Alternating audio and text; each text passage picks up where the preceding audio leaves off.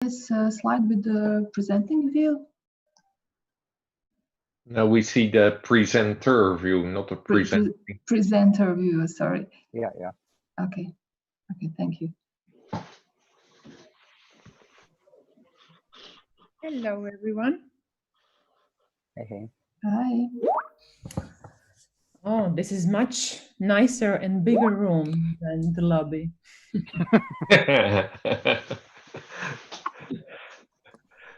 One would hope the main room is bigger than the lobby. Something has gone horribly wrong if it's not the case. Hi, everybody. Good morning, good afternoon for those. Or very good, very early morning for some of you. Hi, Gyöngy. Hi, all. Hi, Licia. Your video is not working, Licia. Yes, it does now. It is working, but I wanted to drink a cup of coffee without sharing that with everyone. Feel free to do it. So sharing video. I will mute my video again. Gyöngy, I was talking about this to a number of teachers, which might be also interested. But of course, today and this week is examinations week in Italy, so very few of them are able to attend. But of course, they ask, is it going to be recorded? Yes. I answer yes, of Yes. course, but I wanted to be sure. Yes. I didn't say wrong. Yes, it will be recorded. Yeah. And in 1 minute, I will start the recording. No, but I mean, many of them are interested, of course, but it's exactly the time, the date they are giving the marks to the students, all of them.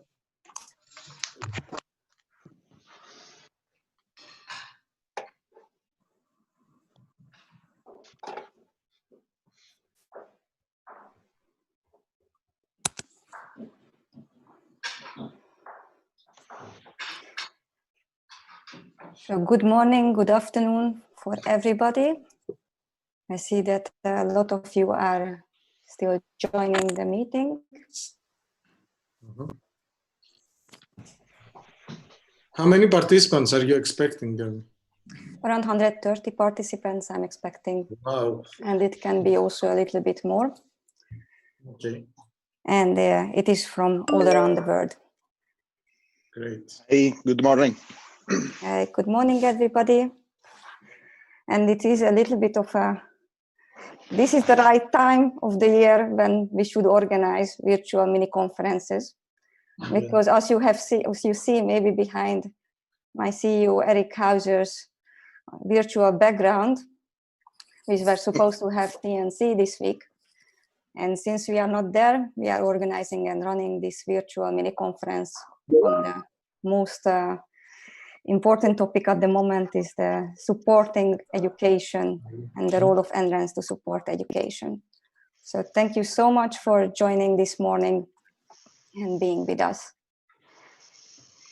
I would like to start by sharing some of my slides because it's at the right time and since most of you have joined. But before I do that, please make sure when you join, mute your microphone.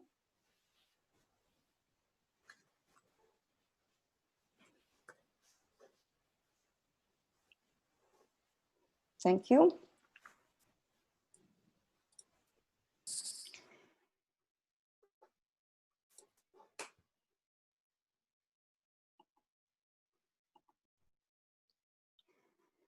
So once again, welcome.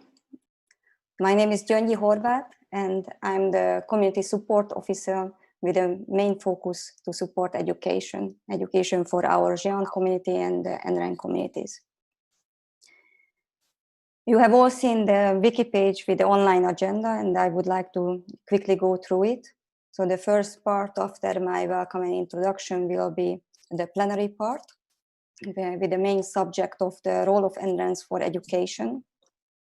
After that, we will have a short break just for you to have a cup of coffee, water, and stretch your legs.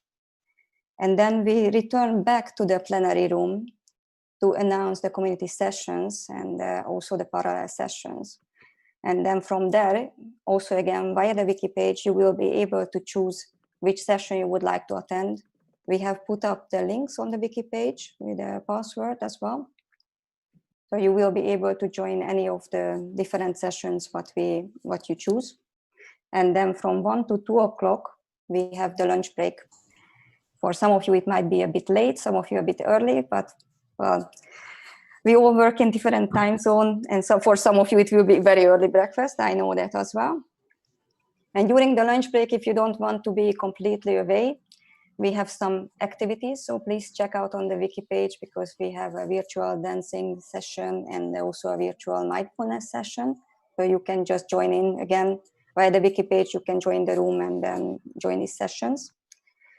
And then we return at 2 o'clock to announce the parallel sessions. That's again will be in this same virtual room where we are now. And then in the afternoon, we have parallel sessions with at least 3 topics plus 1 community session topics. And then we have a short break. And finally, from 3 to 4 o'clock, we do a summary and a wrap up. And I find it very important that we are all participating also in the summaries, where we can decide on what will be our next steps and how we will continue the collaboration among us. So first, I would like to do the introduction. I would like to introduce the Task Force Education Steering Committee and thank them all for the hard work they put in to make this event a success, and also to populate the event with a relevant program from the community for the community. So thank you, Eric Kickenborg, who is the chair for the Task Force Education. Thank you, Dragana Kupres from Carnet, who is also the main coordinator and also the steering committee member. She will be also running a session and helping us with a summary and also monitoring of eventually any chat where she is not attending. Thank you, Esther Wilkinson from JISC. She will be helping and wrapping up the whole day and summarizing, so please make sure that you're supporting her work. Thank you, Vegard Moon from UNIT, Norway. He is also helping us with a summary and also monitoring chats during the conference. Tommy Dolans from Arne, Slovenia, thank you very much. He will be also helping with the summaries and the chat monitoring and attending the sessions. Natalie Roth from Switzerland, thank you very much. She is running a session in the afternoon about digital assessment and online blended education. Thank you very much for your help. And Yasmin, she cannot be with us, but thank you for her also for her work. She is on maternity leave, so she is preparing for the next generation of education. And Birgitta Hemmingsson, thank you very much, Birgitta. You have been instrumental with the conference preparation. She is the technical host for the conference, the main technical host, so thank you so much. For the technical support, we have Fiore Lischatz from Carnet.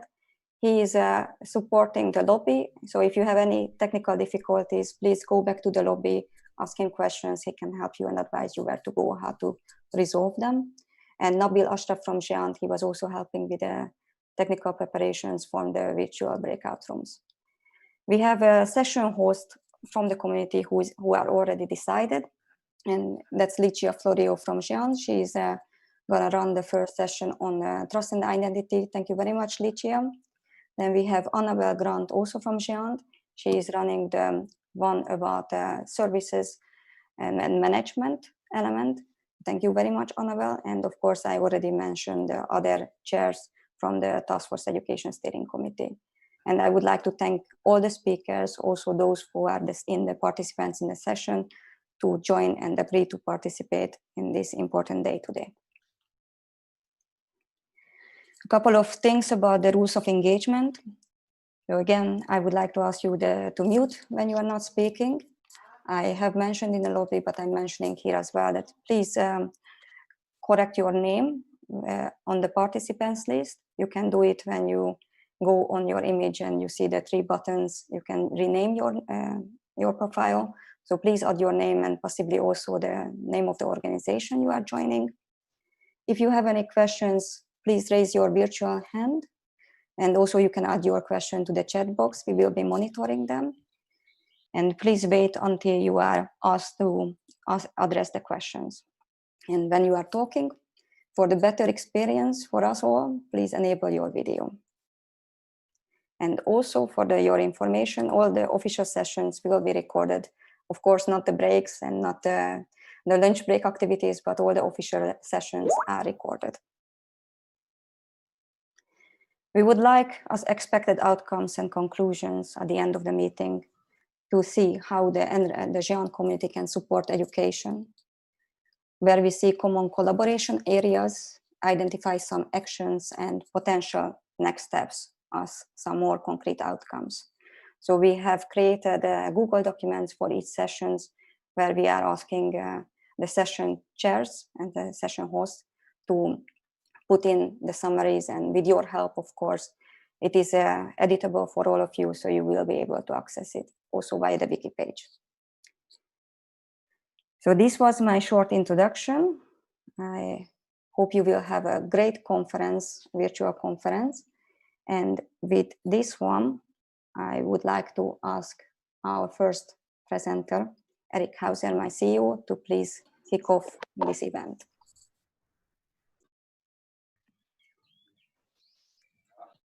Thank you, Genji. I hope you can see my screen. And by the way, my tip is as a speaker, I like to see the videos of everybody. I'm teaching also a course at the Leiden University, and there's nothing more annoying than seeing only black screens or still photograph screens. I have no clue what my students are doing.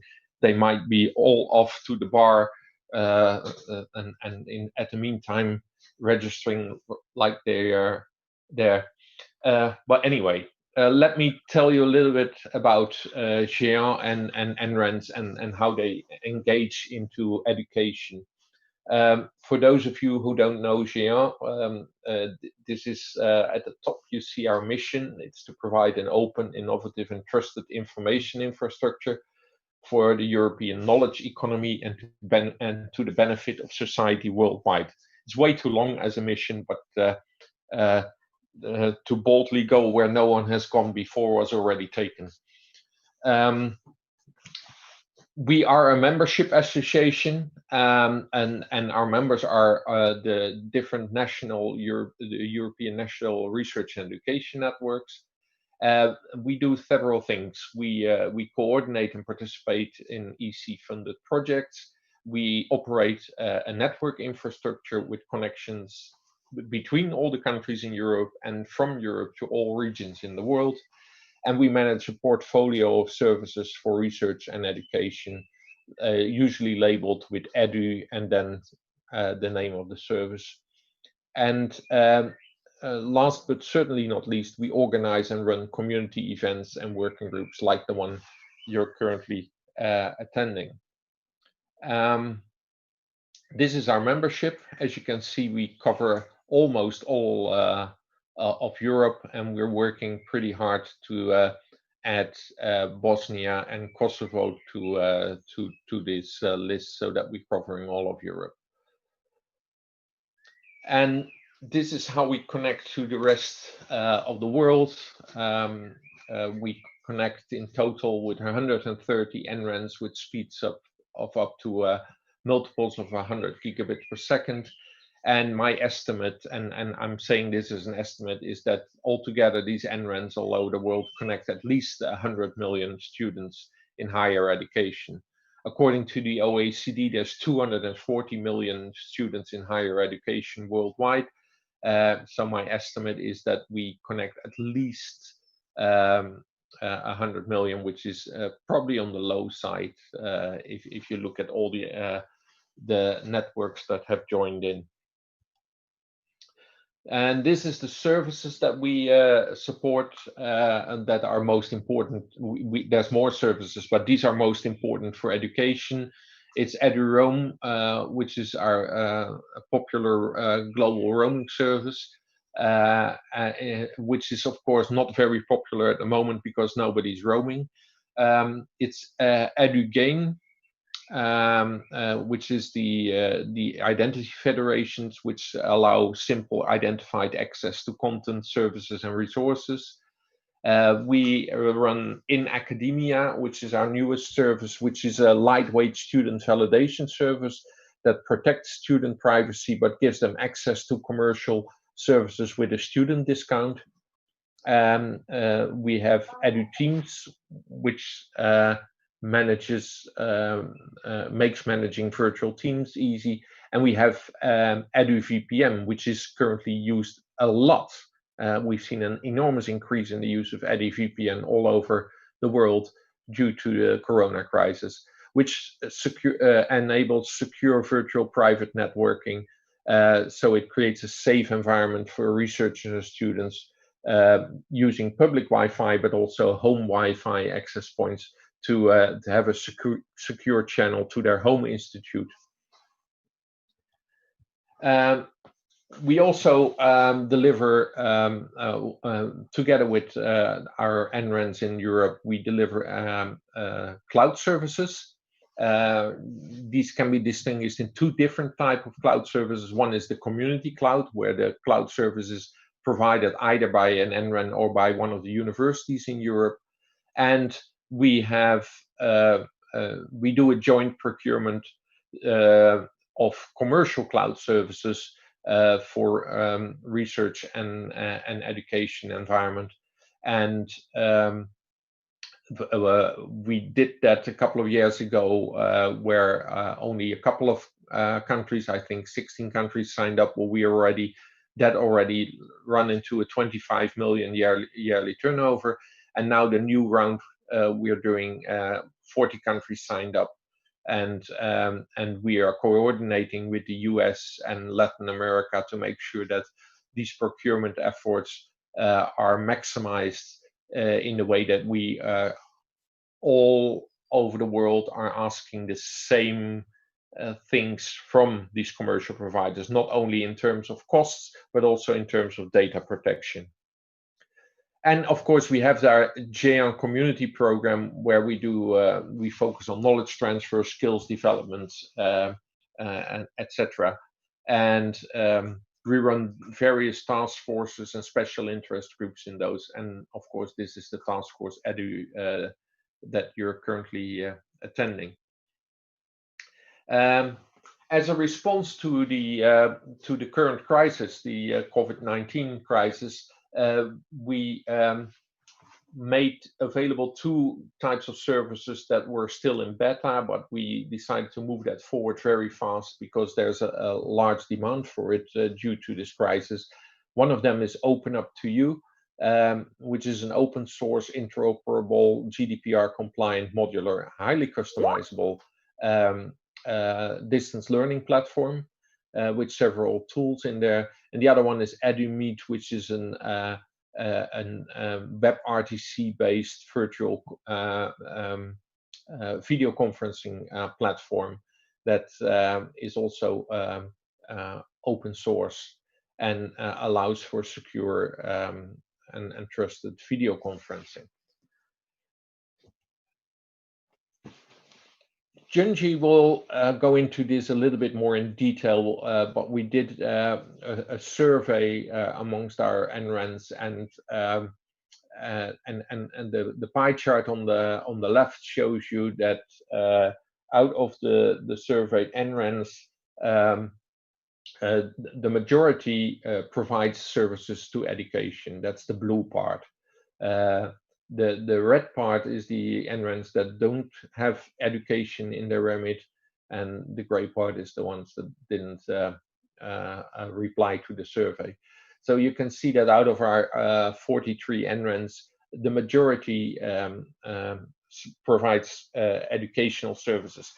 Most of the time that's higher education. However, several NRENs also provide services to primary and education and to high schools. Most of the services they provide, you can see on the right, the bigger the circle, the more NRENs responded they provide that service. So it's trust and identity services, EduID, EduVPN, etc. It's a digital learning environment, Video conferencing is very popular, and a little bit less popular, but still serviced are student management systems, learning analytics, zero rating, and digital assessment.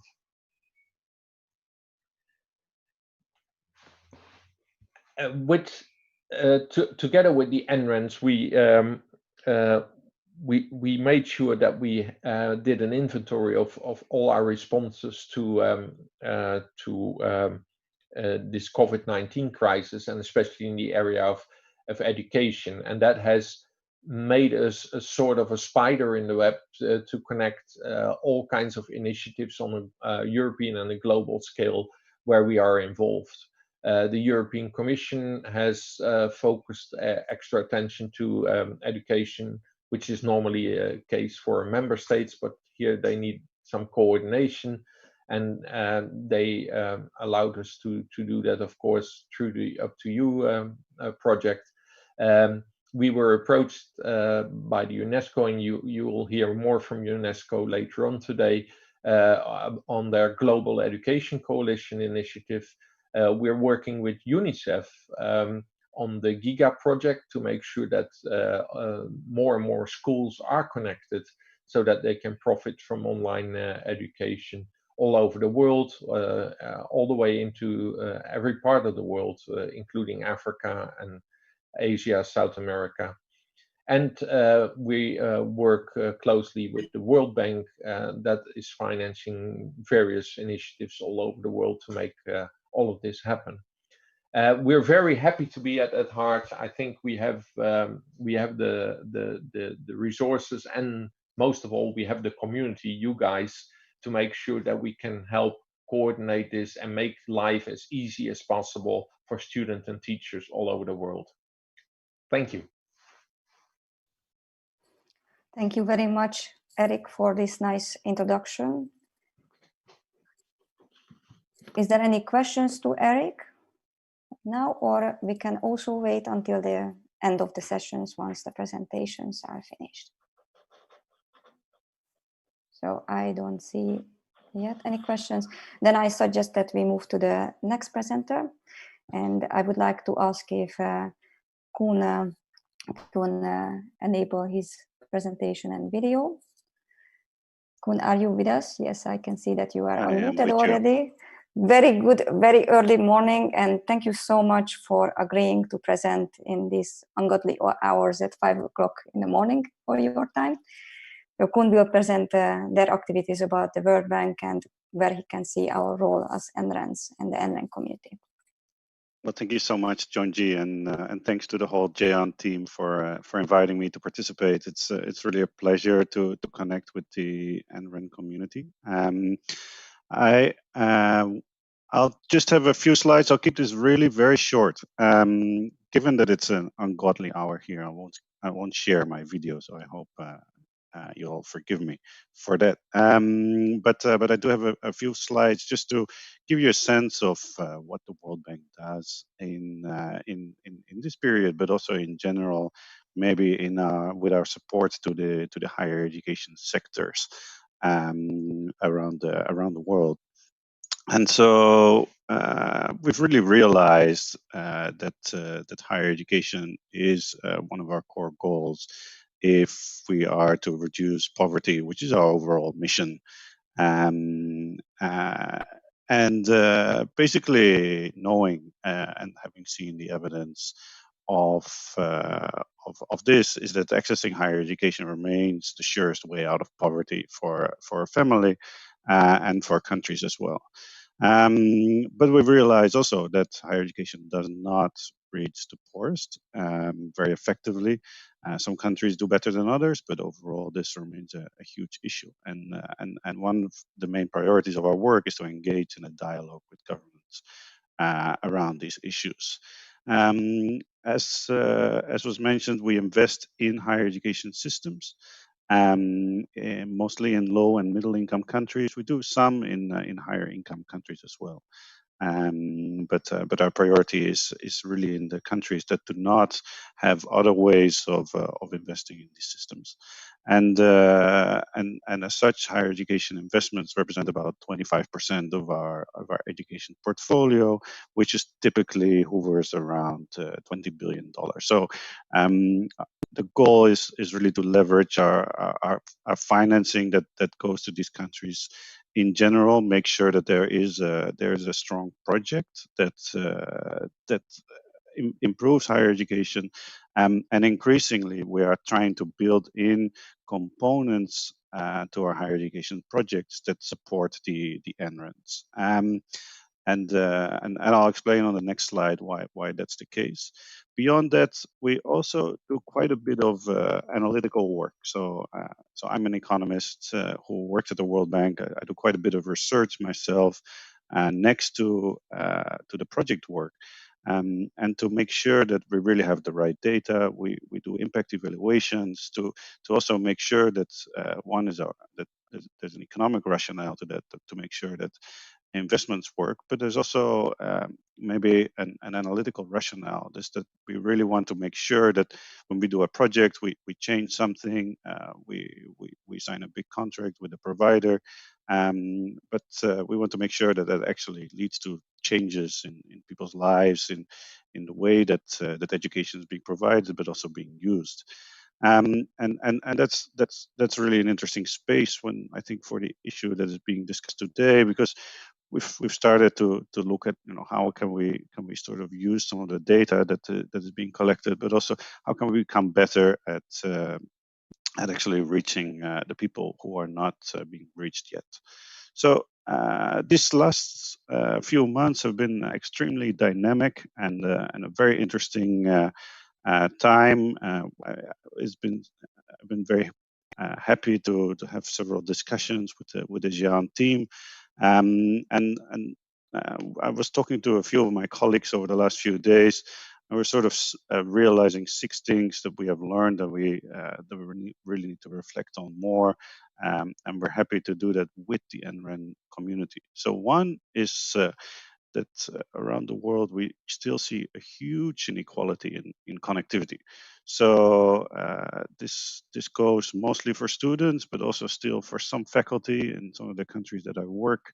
They did not have connectivity at home, and in many cases they still don't have a device at home. They might have they typically have a phone now, even in extremely poor communities in Pakistan, where I do a lot of work. 95% of families have a mobile phone, but they will not have a laptop or a smartphone in most of these cases, and so that remains a huge issue. We've found ways to go around that by setting up loans or micro loans that families can access to purchase a device. We've been working on zero rating that was already mentioned, and with the telcos to reduce prices of bandwidth. But we really need to do more in this space still, which is a sort of a traditional agenda. Secondly, when we went into sort of a pivot online, and faculty where faculty did move their content online, we realized they were not actually very ready, and they were not very used to speaking in a VC. They weren't really used to put their materials in an LMS, even in places where it's still a very teacher or professor centered kind of education, and so we've started to put in place 24/7 support to faculty to help them. Similarly, we were really quite surprised. We think students are digital natives these days, but students were not maybe as ready to absorb the content that quickly. There were a lot of complaints. We saw hashtags in many of the countries that we work that students wanted a semester break, or they just wanted to have they didn't want to have these kind of online ways of learning because they weren't considered to be very effective. So we also saw really a voice come up out of the student groups. Finally, we made a lot of mistakes early on, and in some cases it's been quite difficult to correct those mistakes because we were supporting governments and have been and governments have been contracting partners where they had very long-standing contracts, which were difficult to break out of, and which maybe weren't supporting the clients very effectively. And so I think in terms of procurement, we are learning a lot. Data systems typically were not set up very well to support the things that we were doing, and credentialing, for instance, was really a very difficult thing that many governments hadn't really wrapped their heads around properly. Another issue was regulation. I do quite a bit of work in Bangladesh, where the knee-jerk reaction of the government's been to regulate distance learning and to actually stop universities from doing things online in a cheap way. Universities were told that they could not offer programs online and basically sent their and basically set up sort of a holiday system. That changed over the last few weeks when governments realized that students can't just be sitting at home and not getting any kind of learning experience. And so we've had these very interesting dialogues around how to improve quality assurance procedures, also regulatory space around the telco market, which typically was not competitive. Finally, and here, this is my really final point, is we've come to realize that there's really not a strong evidence base for the kinds of things that we've been supporting in distance learning and higher education. And here I also want to maybe provoke the community a little bit and ask whether we can maybe work on improving this evidence base. So do we know now, and are we learning about which services are really key to learning, and not just learn in an anecdotal way, but prove that with evidence, with impact evaluation? How far do we reach? Do we reach all students who are connected? We've had interesting discussions on data coming from distance learning and how it's secured, but can we also find ways to analyze this and making some of this data public? Even, of course, we don't want to do that by compromising students' identities, but like in other parts of the education system where we've brought in data and that's anonymous but can be analyzed, we've learned a lot about how our interventions work. So let me stop there. We set up a website with a lot of resources for countries to use, and I want to thank again the GEANT community, because we've been sort of tracing your footsteps on several of the initiatives and several of the lessons that have been learned, and we try and make that as accessible as possible to countries around the world. So thanks very much for inviting me again, and continue the discussion. Looking forward. Thank you very much, Koen, for the nice presentation and introduction, and also for the triggering question. I think we will address it at the end of this session. And now I would like to ask our next speaker, Borhin Chakrum from UNESCO, to give his presentation. Borhin, if you can enable your presentation, share your presentation. And thank you again for presenting in our virtual mini conference. Thank you, Jungri. I will have an oral presentation. I would like also to thank you for the invitation and congratulate you, Jungri and Eric, for this very promising event. I was impressed by both the participants, the speakers, and also the agenda. I think up front, I would like to say that we at UNESCO share the GEANT initiative, the community, and the goals of the NREN, because we think that what you are putting forward is really critical, and we hope that together we can leverage your experience, expertise, and community to achieve the goals that we have set for the Global Education Coalition. What I would like to do in the 5 minutes that Jungri, you kindly offered is first of all set a bit what I think would be important for the debate today.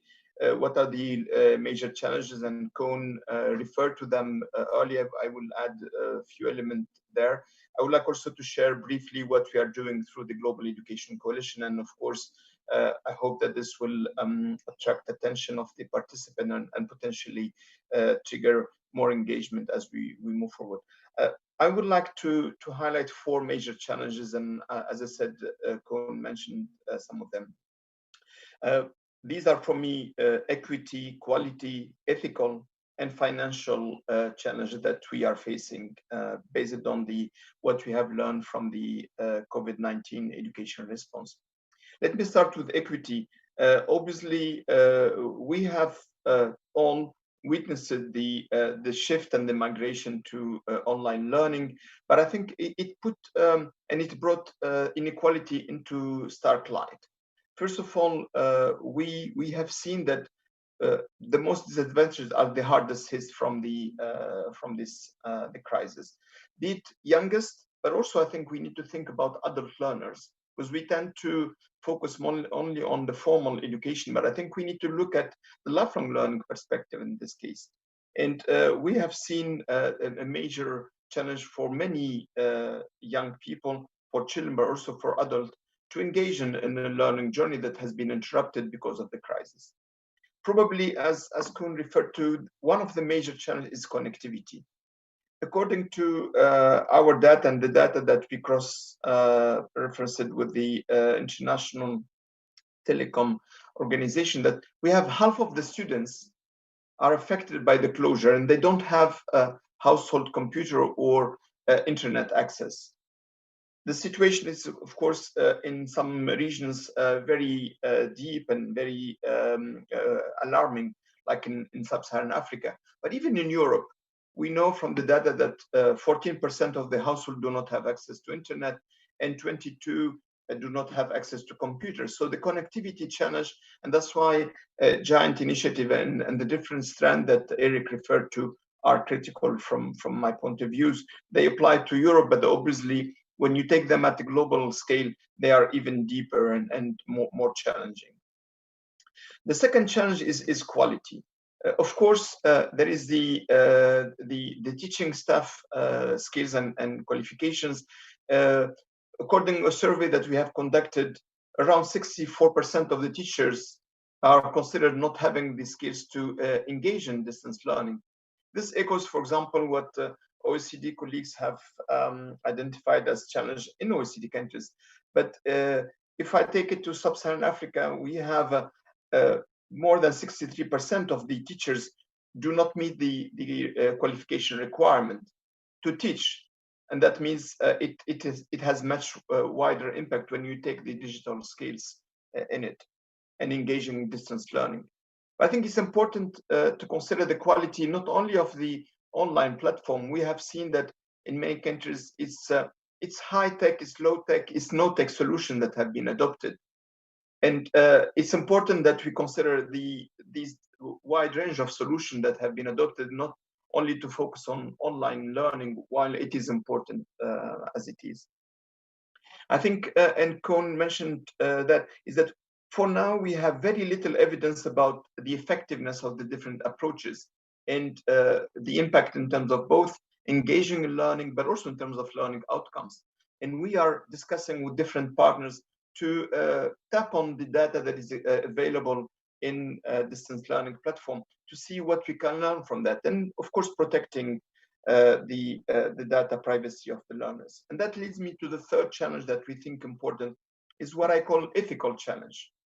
Is that we know through the technology mediated learning environment, we have major challenges on the security, the privacy, and the personal information of the learners. How we can protect those data. What regulatory framework we have on distance and online education. There are some interesting initiatives.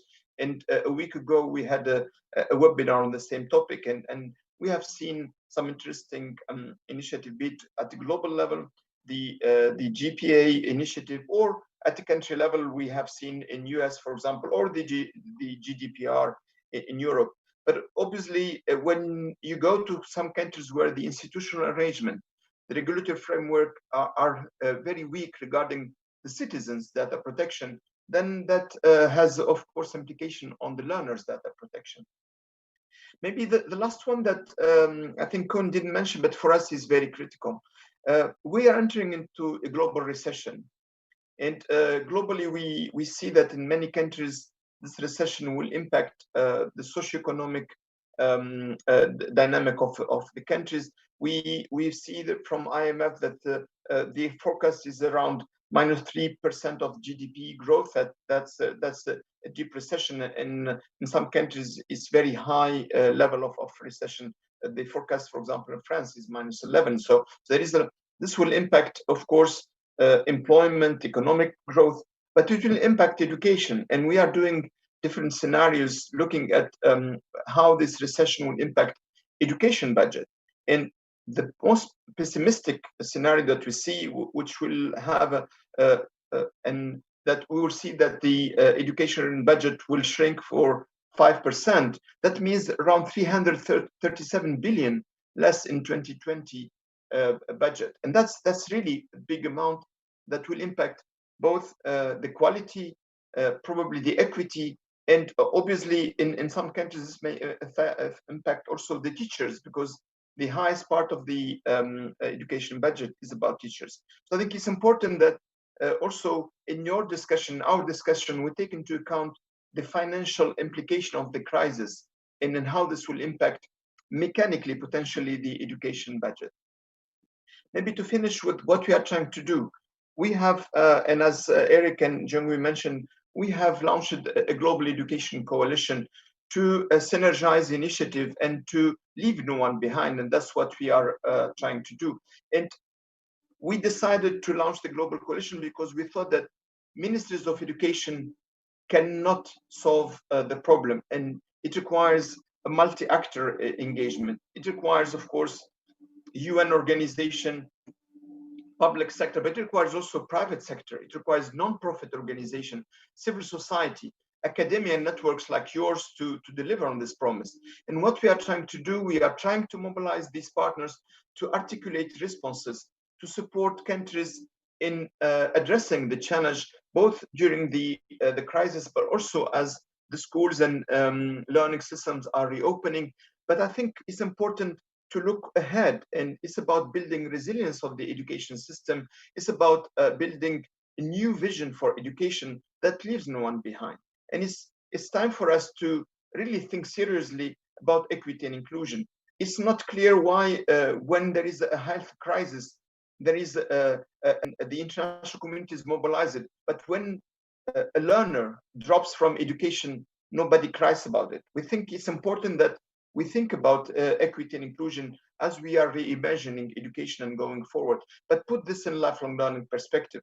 And communities like your community is critical to, first of all, mobilize this initiative that you are having, think globally and not only in one region, and that's what probably Giant can bring, but also think how we can work together to deliver, for example, on teacher training, on connectivity, on learners who are the most disadvantaged, potentially on gender dimension, because we know that in some communities, gender and women and girls particularly are the most hit by the crisis, be it in terms of, unfortunately, early pregnancy, early marriage, violence. So there is all these, call them multiple factors of inequity and exclusion that we need to take together. So I would like to finish with the calling on you to join the Global Education Coalition. We were very happy to engage with Giant and with the network, but we would like to see this global coalition growing to deliver on the promise of leaving no one behind. Thank you very much. Thank you very much, Borhin, for this very inspirational talk and welcoming us. I would like to ask if there is any questions for Borhin now, or we can also take it at the end of the session. Okay, so not yet. And just to remind you that in the next part of the program, you have also a chance to create a session. So if there is an interesting topic coming out of this one, you will be able to create one. We have a meeting rooms available for that. So now I move on to the next one, which is my presentations on the results of the annual NREN educational survey. So every year since last year was the first year, and now is our second year to make a survey on what our community is doing in terms of supporting education beyond just connectivity. So the main objective of this survey is to provide us information and overview on any additional activities and services beyond the connectivity for supporting the educational institutions in general with their innovation challenges, and also identify opportunities from the results. It is targeting the teaching and learning communities and the education institutions themselves.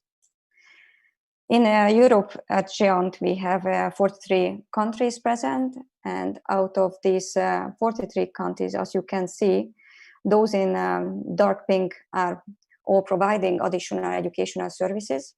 Those in light pink, they don't have the mandate to provide additional educational services beyond the connectivity. And those in purple, they don't have the resources. So there is a wish, but there are no resources.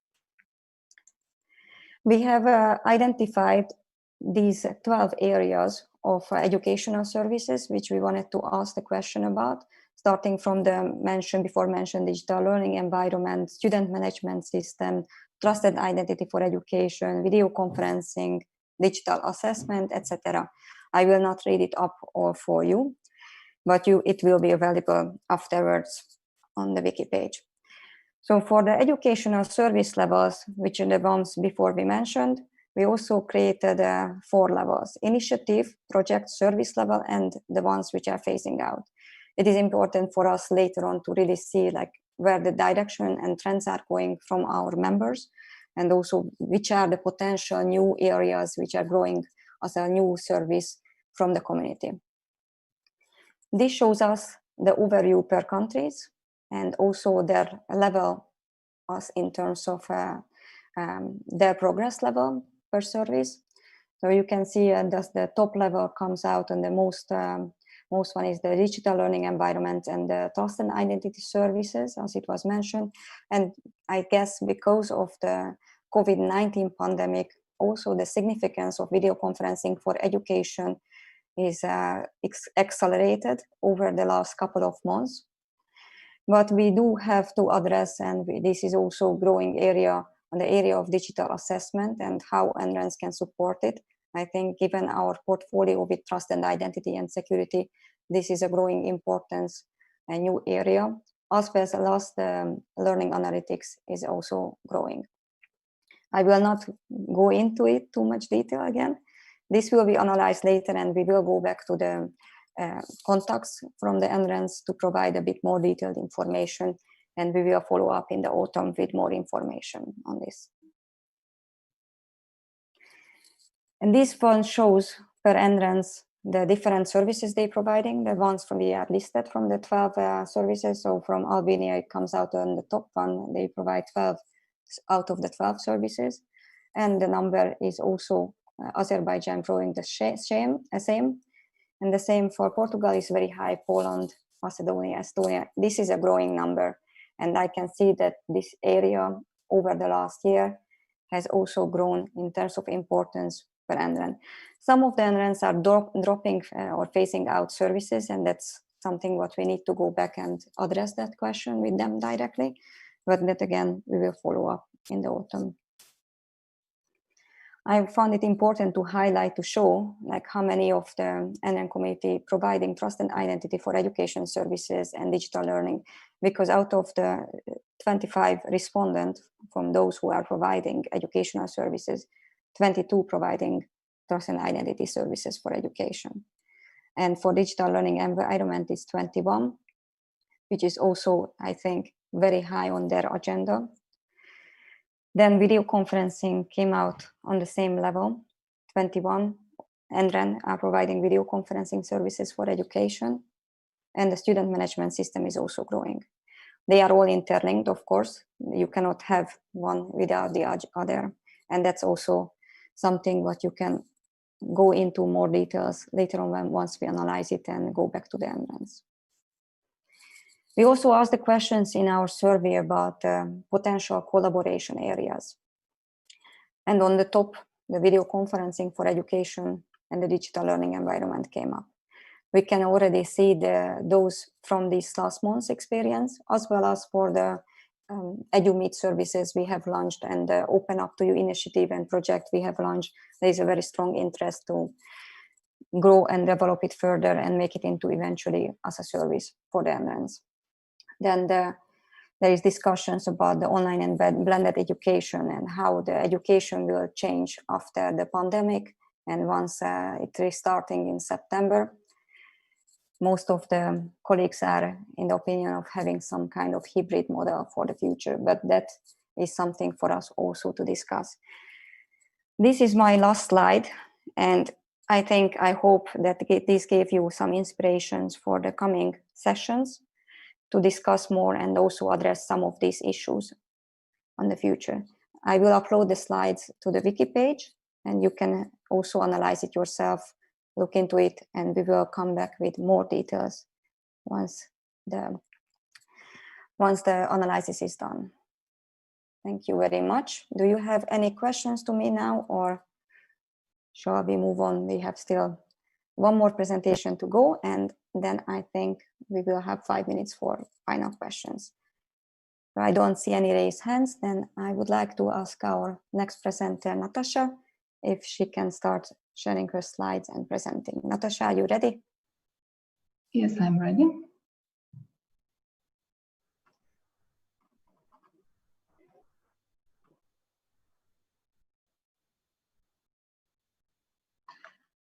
Hello, everyone. My name is Natasha Glavar. I'm coming from CARNET, Croatian Academic and Research Network.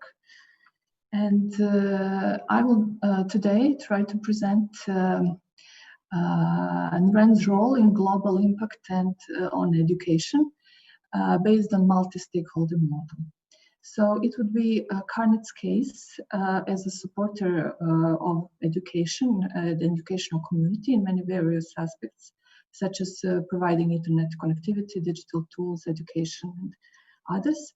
CARNET has also been broadening its role via community engagement on global level in the field of education, among others, exercising its active support to the Internet Governance Forum based on the multi-stakeholder model, which I will explain a little bit later.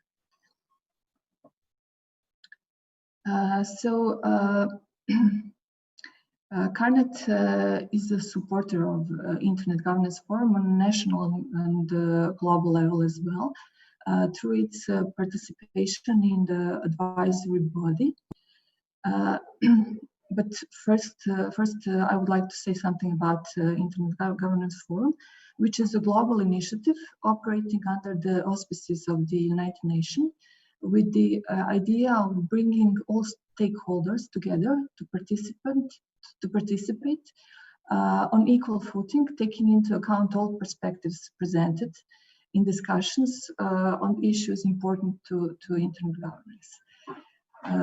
And this initiative was launched in 2006 at the World Summit of the Information Society in Tunisia by decision of the UN Secretary General as an open platform for discussion on internet governance issue. The immediate motivation for this decision was the need to involve the wider community in discussions on internet governance and regulation, as it was recognized that topic related to internet governance are broader than IP address space, internet protocols, and domains, and that in those decisions should involve various professions and professionals other than engineers involved in the designing of internet and internet core protocols.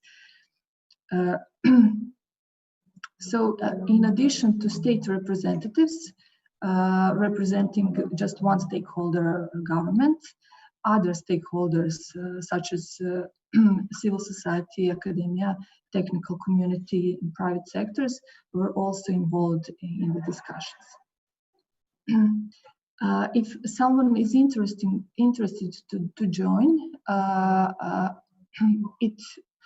next week is our meeting, which is switched to online, since it should be in Geneva. And first day is open consultation, which is open to everyone interested. So if you are interested, you're welcome to join.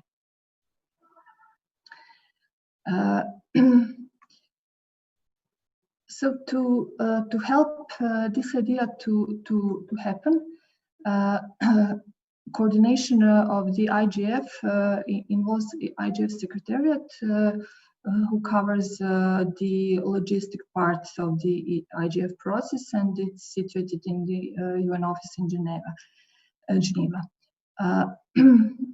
And there is also multi-stakeholder advisory group whose aim is to advise UN Secretary General on internet governance related issues. It consists of 50 individuals coming from all over the world and from various stakeholder groups with diverse expertise, experience, and Carnet has its representative in MAG, since I'm one of those 50 individuals. Just one interruption. Yeah. 1 minute left. Okay. Okay, so IGF community work ends with its annual conference, which will, this year will be in Poland, in Katowice, from 2nd to 6th November.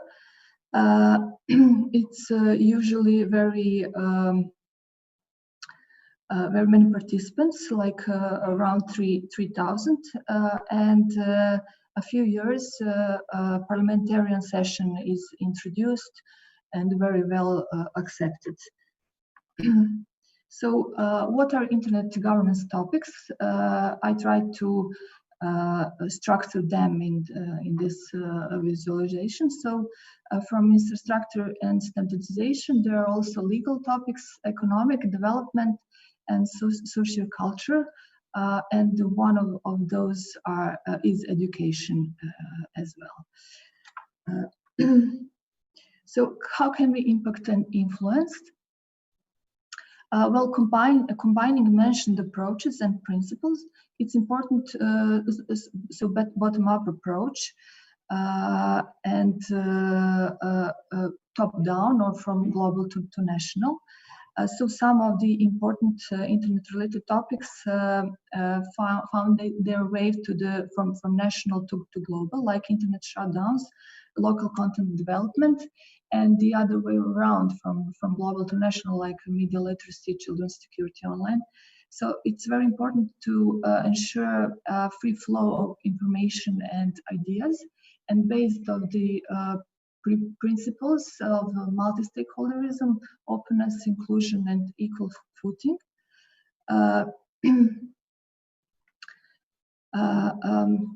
On all levels, whenever possible, we can only increase the quality of dialogues we're having and decisions we are making and policies we are working on. So thank you.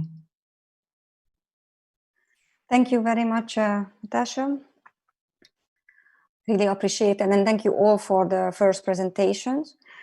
So officially, we run out of time, and now it's the break time, short break time. However, if you want to raise any questions, I think we can still stay for a couple of more minutes.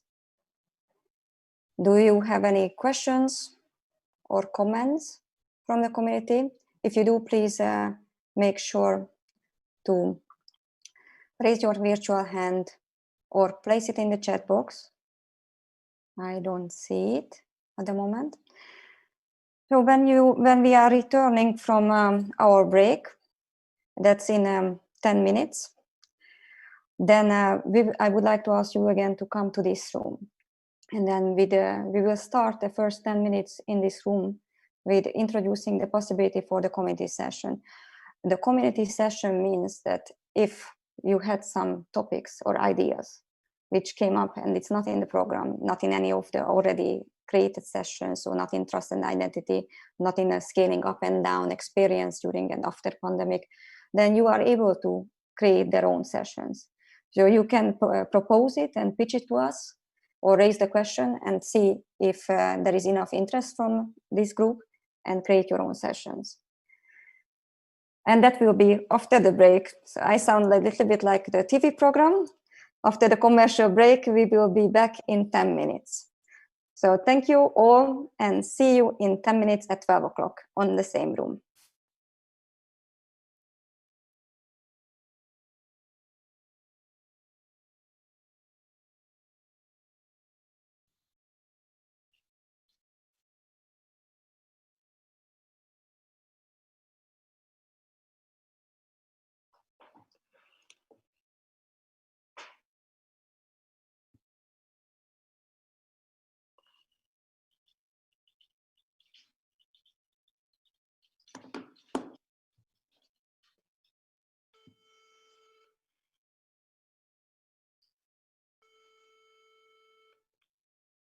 Έλα, σε ποιο session θα πας?